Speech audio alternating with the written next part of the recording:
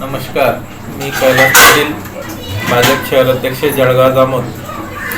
सकल भारतीयांना आग्रहाची विनंती करतो की सिंदूर ऑपरेशनमधील सर्व सैन्याच्या सन्मानार्थ उद्या दिनांक 19/5/2025 रोजी तिरंगा रॅलीचे आयोजन केलेले आहे.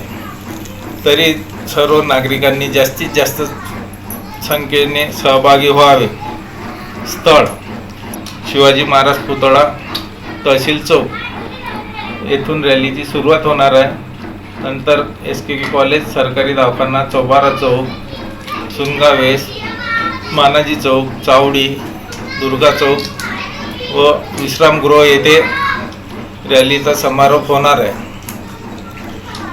तरी सर्व नागरिकांनी जास्तीत जास्त संख्येने उपस्थित राहावे. विनीत.